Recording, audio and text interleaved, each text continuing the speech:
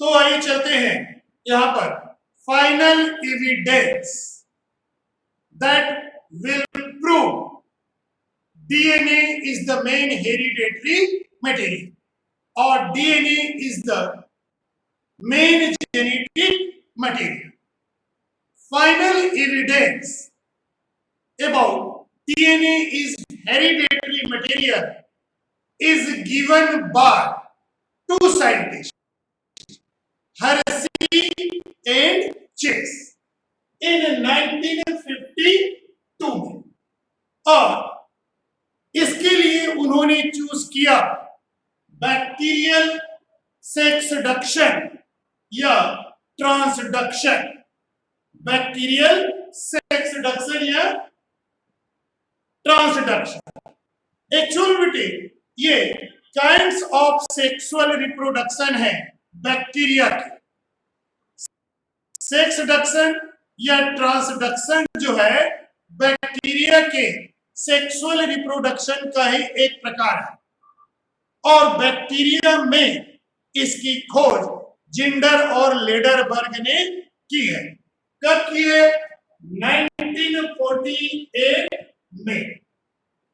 ठीक है, क्या होता है ट्रांसडक्शन या sexduction? Right down. Transfer of genetic material from one bacteria to another bacteria through the T2 virus is known as transduction or sexduction. Repeat again. Transfer of DNA or genetic material from one bacteria to another bacteria through the T2 virus या T2 bacteriophage is known as transduction और sexduction। यानी एक bacteria से दूसरे bacteria में DNA का transfer होना, एक बैक्टीरिया से दूसरे बैक्टीरिया में DNA का ट्रांसफर होना किसके द्वारा? इस T2 वायरस के द्वारा। तो यहां पर हमने लिया बेटे ये E. coli फर्स्ट लिया और इधर लिया है E. coli क्या? सेकेंड। और ये इसका सेल वॉल है और इसके नीचे ये प्लाज्मा मेम्ब्रेन है। ठीक है, ये प्लाज्मा मेम्ब्रेन और यहां पर ये साइटोप्लाज्म है और ये जो है बैक्टीरिया भी, दोनों सेम है। तो बैक्टीरिया में आपने पढ़ा है बेटे सेक्सुअल रिप्रोडक्शन में एक जो है मेल कहिए या प्लस कहिए या कहिए डोनर कहिए, और दूसरा क्या है? फीमेल कहिए या माइनस कहिए या फिर क्या बोले रिसिपिएंट कहिए। तो इस बैक्टीरिया का डीएनए, इस बैक्टीरिया का डीएनए इस बैक्टीरिया में ट्रांसफर हो, इसके द्वारा बेटे थ्रू T2, इसी को हम कॉन्जुगेशन कहते हैं। समझ रहे? कौन जाएगा बेटे? डीएनए इस प्रकार ट्रांसफर। तो एक बैक्टीरिया से दूसरे बैक्टीरिया में डीएनए का ट्रांसफर इस वायरस के द्वारा होता है, तो उसे हम ट्रांसडक्शन या सेक्सडक्शन, जिसकी खोज जिंडर लेडरबर्ग 1948 में किया है। लेकिन इसे एज ए एविडेंस किसने यूज किया? हर्सी और चेस ने यूज किया। ठीक है, और इसके लिए उन्होंने रेडियो आइसोटोप की मदद की। क्या किया बेटे? यहां पर हर्षी एंड चेज जो है लेबल द किसको T2 bacteriophage bye radio isotope कौन सा S35 एंड P32 समझ रहे। ये जो एविडेंस को प्रूव करने के लिए क्या कि डीएनए हेरिडेटरी मटेरियल है, इसको प्रूव करने के लिए इन्होंने ये जो T2 वायरस है ये इसको किससे सल्फर 35 और फास्फोरस 32 से लेबल कर। तो होगा क्या, हमको मालूम बेटे सल्फर कहां होता है, एमिनो एसिड में, मिथियोनाइन में, और एमिनो एसिड यानी प्रोटीन। तो ये जो कैप्सिड है, ठीक है, ऊपर में आपने जो कैप्सिड लिखा है ये लेबल्ड बार, ये किससे लेबल होगा, ये जो है लेबल बार इससे S35 से लेबल हो जाए। जबकि फास्फोरस कहां होता है, डीएनए में होता है। अभी पढ़े नहीं, न्यूक्लियोसाइड न्यूक्लियोटाइड फास्फोरिक एसिड होता है नहीं फास्फोरस। तो ये जो डीएनए है ये क्या हो जाएगा, लेबल बार किससे लेबल होगा, P32 से लेबल होगा। ठीक है, अब यहां पर देखो बेटे T2 वायरस का ये आदत है कि वो ई कोलाई पर इंफेक्शन करता है और अपना लाइटिक साइकिल या टेम्परेट साइकिल या फिर लाइसोजीनस साइकिल कंडक्ट करता है और एक बैक्टीरिया के डीएनए को दूसरे बैक्टीरिया में ट्रांसफर करता है। वो कैसे, हम सिंबॉलिक देखते हैं। यहां देखते बेटे ये एक्सपेरिमेंट आप कैसे होगा, ये देखिए, ये ई कोलाई बैक्टीरिया है, ठीक है, ये ई कोलाई है और ये इसका डीएनए है और ये क्या लिए है, T2 लिए है, ये T2 है, ये इस प्रकार और इसका डीएनए ये है, लेकिन ये एसएस डीएनए है और ये क्या है, डीएस डीएनए है।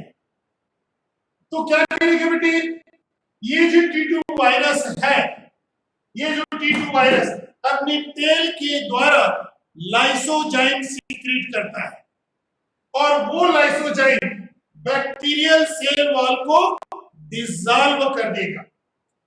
यानी अगला जो डायग्राम बनेगा ये बैक्टीरियल सेल वॉल है, ठीक है, और ये इसका डीएसडीएनए है।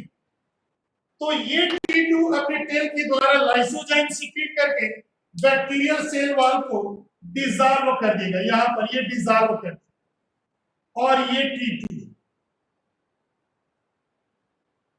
डिसॉल्व कर, ठीक है, और डिसॉल्व करने के बाद अपना जो जीनोम है एसएसडीएनए है ना, उसको यहां पर बिल्कुल इसके जो टेल है बेटे वो हाइपोडर्मल सिरिंज के जैसे काम करते हैं, जैसे सुई लगाते हैं ऐसे, तो दवाई दबाते हैं तो दवाई अंदर चला जाती है नहीं बॉडी में, ब्लड में या स्किन में, वैसे इनका टेल हाइपोडर्मल सिरिंज की तरह काम करता है।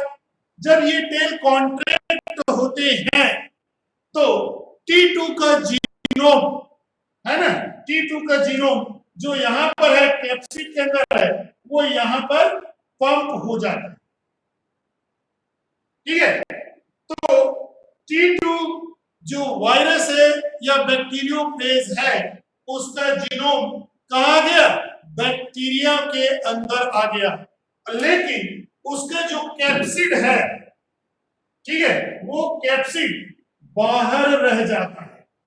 और इस कैप्सिड को क्या बोलते हैं, हम कहते हैं घोस्ट कहते हैं। समझ में?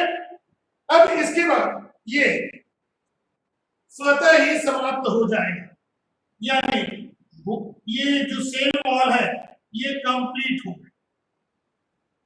ये देखिए, अब इसके अंदर ये बैक्टीरियल डीएनए और ये वायरल डीएनए दोनों बेटे,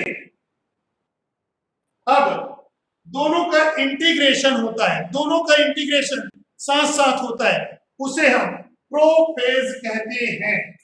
यानी ये दोनों है बोथ जीनोम क्या होगा, इंटीग्रेटेड टुगेदर,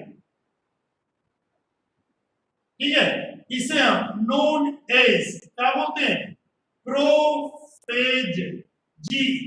प्रो यानी अर्ली और फेज यानी फीडिंग, खाने से पहले का है। और इंटीग्रेशन होगा तो एक जो ये है क्या, बैक्टीरिया है, इसके अंदर बहुत सारे ऐसे बन जाते, यानी दोनों के दोनों,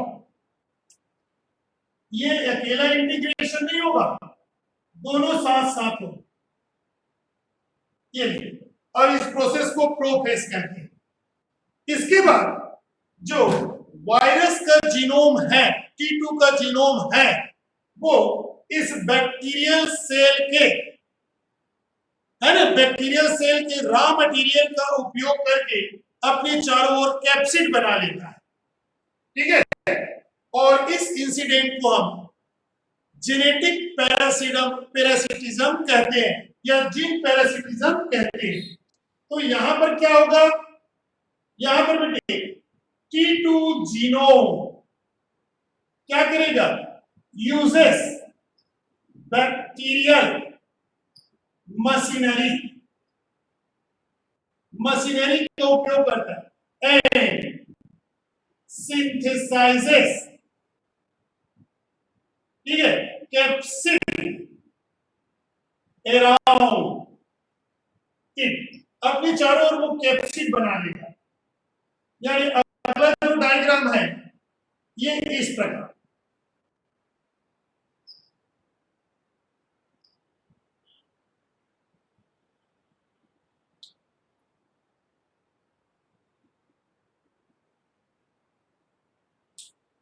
दोनों का है, बैक्टीरिया और वायरस दोनों का जीनोम है, ये लीजिए, और ये बन गया T2।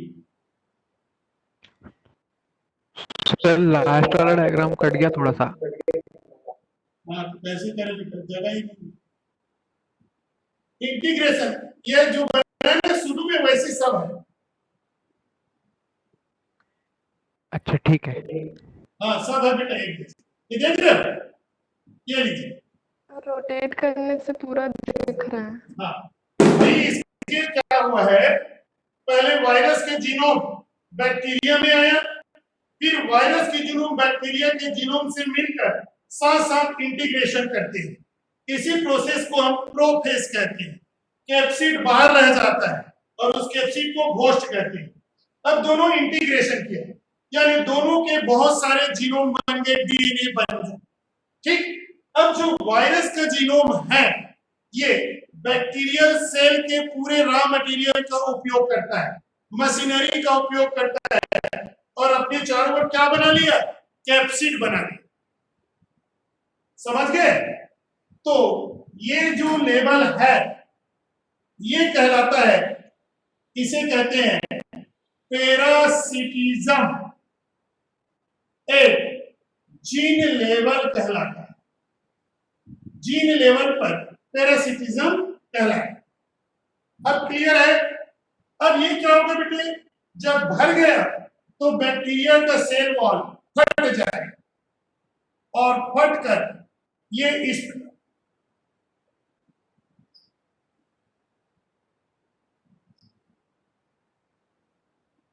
ये लीजिए, इसका क्या हो गया, ये फट गया और फटेगा तो पूरा T2 बाहर,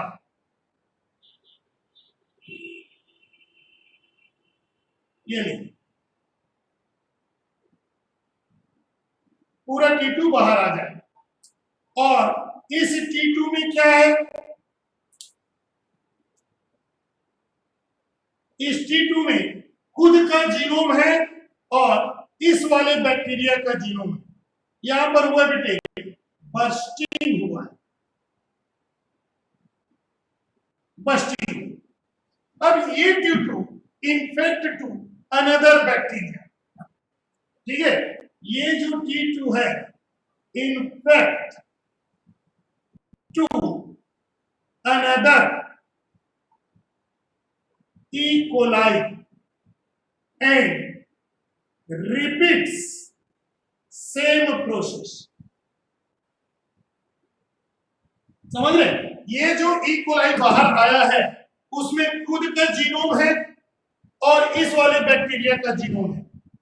अब ये क्या करेगा, अब ये इसको इन्फेक्ट करेगा, यानी ऐसा हम देख सकते हैं। ये लीजिए T2 है,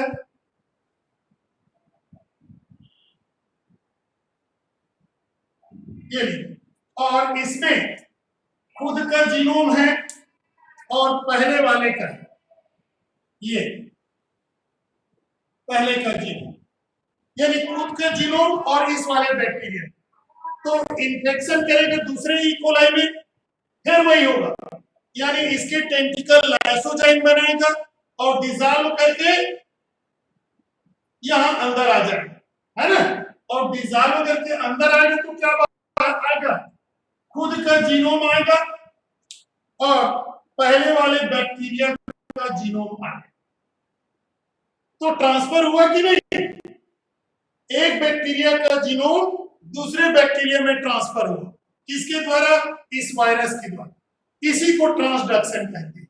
लेकिन हमारा बात आया है रेडियो आइसोटोप, ठीक है, जब इसका एनालिसिस किया गया इस वाले बैक्टीरिया का, समझ रहे, तो इस वाले बैक्टीरिया में केवल P32 पाया गया, समझ रहे, यानी इसका एनालिसिस करते हैं, ठीक है, इसका क्या होगा, केमिकल एनालिसिस, ठीक है, करते हैं तो ओनली क्या P32 प्रेजेंट है, समझे। अंतिम में जब इस बैक्टीरिया का केमिकल एनालिसिस करते हैं तो इस बैक्टीरिया में क्या मिला हमको, P32 आइसोटोप फाउंड है, ये मिला है।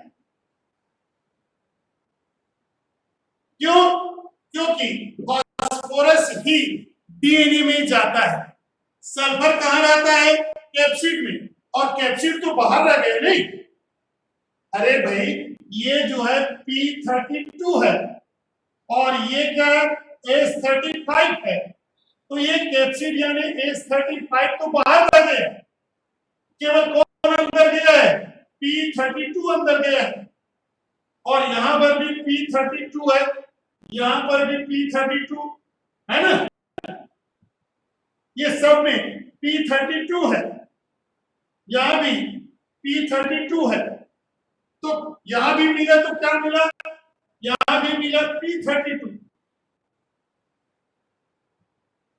और P32 कहां है, डीएनए में है, तो ये प्रूव करता है कि डीएनए ही हेरिडेटरी मटेरियल है, समझ रहे, और कोई चीज नहीं है। यानी नोट क्या हो जाएगा, नोट ये होगा, ऑकुरेंस ऑफ P32 इंटू किसमें बेटे, माइनस स्ट्रेन बैक्टीरिया, समझ रहे, ऑकुरेंस of P32 E32 in minus strain bacteria, यानी second bacteria, prove that DNA is the hereditary material.